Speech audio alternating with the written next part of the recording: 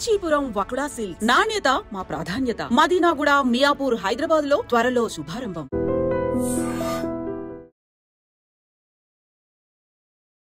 Hi, hello, నమస్తే, welcome back to iDream media.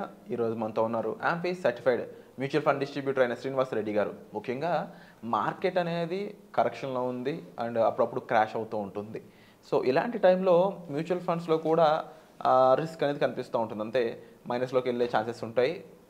అలాగే ఇలా జరిగినప్పుడు చాలామంది ప్యానిక్ అవుతూ ఉంటారు. బట్ కొన్ని ఫండ్స్ మాత్రం మార్కెట్ వైలేట్ అవుతుంది, అంటే వాలటైల్గా ఉన్నా సరే, డౌన్ అవుతున్నా సరే, ఫండ్స్ కొంచెం స్టేబుల్గా ఉన్నట్టు అనిపిస్తుంటుంది. మైనస్లోకి అయితే వెళ్ళవు. అలాంటి ఫండ్స్ ఉన్నాయా? ఏం ఫండ్స్, లేకపోతే ఏ సెక్టార్లో ఉన్నాయి, జానర్లో ఉన్నాయి, అసలు వీటి గురించి నా వివరాలు అనేవి ఈరోజు ఎపిసోడ్లో తెలుసుకుందాం.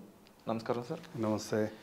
ఈరోజు నేను అడిగే క్వశ్చన్ ఏంటంటే, చాలామంది ఆడియన్స్ ఎవరైతే ఆల్రెడీ మ్యూచువల్ ఫండ్లో ఇన్వెస్ట్ చేస్తున్నారో వాళ్ళు ఎక్కువ ఇంట్రెస్ట్గా వినే ఆప్షన్ అనమాట ఇది. అంటే వాళ్ళు చాలా ఆప్షన్స్ అయితే అడిగారు మ్యూచువల్ ఫండ్స్ సంబంధించి. అయితే ఫస్ట్ మ్యూచువల్ ఫండ్స్ అనేవి వాటిలో మార్కెట్ ఫాలో అవుతున్న టైంలో స్టెబుల్గా ఉండే ఫండ్స్ ఉన్నాయా? మీరు అడిగిన క్వశ్చన్కి ఉన్నాయి అని సమాధానం చెప్పొచ్చు, స్టేబుల్గా ఉన్నాయి అనే సమాధానం అయితే చెప్పొచ్చు. ఓకే. అసలు మార్కెట్లో ఎక్కడ ఏ రిస్క్ లేకుండా ఫండ్ ఉందంటే లేదు. 100% ప్రతి ఫండ్కి కూడా దాని ఓన్ రిస్క్ అనేది ఉంటుంది. డెట్ ఫండ్స్లోకి వెళ్ళితే ఇంట్రెస్ట్ రేట్ రిస్క్ ఉంటుంది, ఈక్విటీ ఫండ్స్లోకి వెళ్తే మార్కెట్ రిస్క్ ఉంటుంది. ఆ రెండు రిస్కులు కామన్.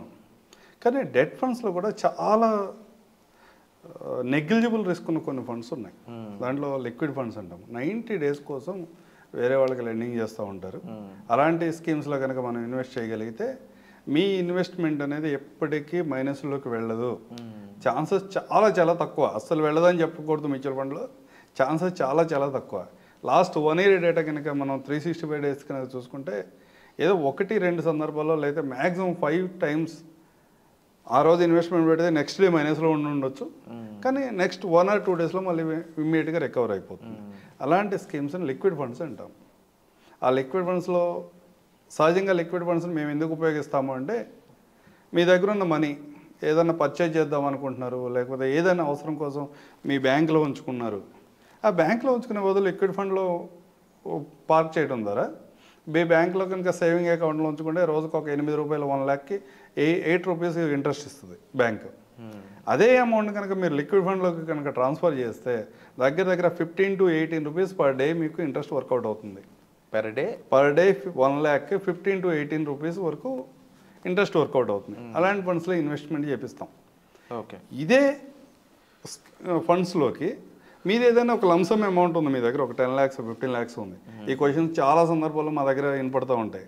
మేము ఎవరైనా అప్రోచ్ అవుతున్నప్పుడు నా ప్రిన్సిపల్ తగ్గకూడదు, నువ్వేమన్నా చేసుకో, ఎక్కడైనా పెట్టిన అమౌంట్ పెట్టినట్టే ఉండాలి అంటారు. పెరిగినా పర్లేదు, తగ్గకూడదు అన్నప్పుడు సొల్యూషన్ ఏంటి అంటే, సొల్యూషన్ ఉందా అని అడుగుతారు.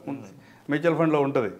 మీ మనీని కనుక ఒక డెట్ ఫండ్లో చాలా రీజనబుల్గా చాలా వెరీ లో రిస్క్ ఉన్న డెట్ ఫండ్లో నేను ఇన్వెస్ట్ చేస్తే పర్ యానం నేను 6.5% ఇంట్రెస్ట్ ఎక్స్పెక్ట్ చేస్తాను. అక్కడ మేబీ ఫ్లక్చువేట్ అవ్వచ్చు, 1 or 2%, 2.3% ఫ్లక్చువేట్ అవ్వచ్చు. అక్కడ కూడా ఇంట్రెస్ట్ అక్కడ ఇన్వెస్ట్ చేసి అక్కడి నుంచి ప్రతి నెల ఏదైతే ఇంట్రెస్ట్ యాడ్ అవుతూ ఉంటుందో ఆ ఇంట్రెస్ట్ని నేను తీసుకెళ్ళి ఈక్విటీ ఫండ్కి ట్రాన్స్ఫర్ చేస్తాను. 80% మీ ప్రిన్సిపల్ తగ్గదు.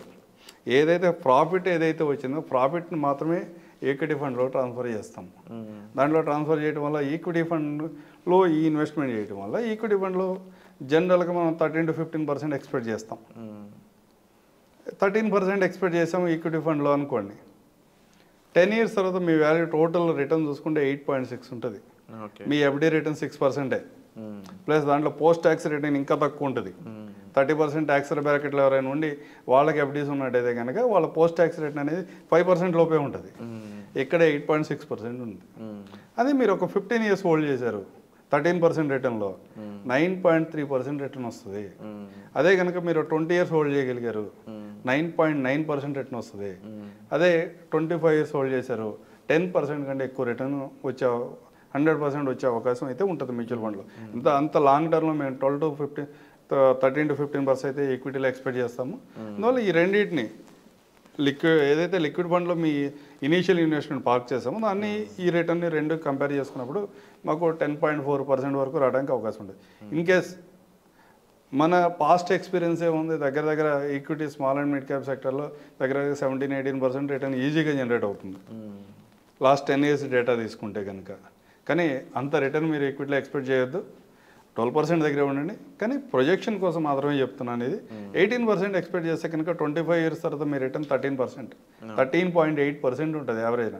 ఈక్విటీ ఫండ్స్లో కూడా మనం 12% కదా ఎక్స్పెక్ట్ చేస్తుంది. ఇలాంటి స్ట్రాటజీ ఉపయోగిస్తే మీరు సేఫ్ ఉంటారు, ప్రశాంతంగా ఉంటారు. ప్లస్ ఏదైనా పాయింట్ ఆఫ్ టైంలో ఈ లంసమ్ అమౌంట్ నాకు అవసరమైంది, ఎగ్జిట్ అవ్వాలనుకుంటున్నారు, మీ మనీ ఎట్టి పరిస్థితుల్లో మైనస్లో వెళ్ళదు. 100% మీరు ఏదైతే ప్రిన్సిపల్ ఇన్వెస్ట్ చేశారో ఆ ప్రిన్సిపల్ని కూడా విత్డ్రా చేసుకోవడానికి అవకాశం. ఎవరికి ఉపయోగపడుతుంది ఇది? True sir.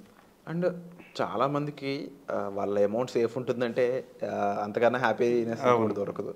And more over ఏంటి అంటే వాళ్ళు చాలా కష్టపడి హార్డ్ అండ్ మనీనే ఇన్వెస్ట్ చేస్తూ ఉన్నారు చాలామంది. అనుకుంటాం లైట్ తీసుకొని మీరు ఏదైతే అవసరం లేదనుకుంటారో ఆ అమౌంట్ ఇన్వెస్ట్ చేయండి అని కొంతమంది చెప్తూ ఉంటారు. అసలు అవసరం లేదనే అమౌంట్ ఏముంటుంది? ఉండదు. ఏది రూపాయి ఉన్నా మనకి ఉపయోగపడేదే. అంటే జనరల్గా ఏంటంటే ఇనీషియల్ డిస్కషన్స్లో ఎవరైనా, మేబీ నేను కూడా పర్లేదు నేను 25 years వరకు ఉంటాను, 20 years ఉంటాను, కానీ నేను ఆ మనీ ఒక 30 ఇనీషియల్గా డిస్కస్ చేస్తున్నప్పుడు మేము ఇన్వెస్టర్ చెప్పేది ఒకటే మాట, ఏ పాయింట్ ఆఫ్ టైం అయినా మీ మనీ 30% వరకు మైనస్లోకి వెళ్ళడానికి ఛాన్స్ ఉంటుంది.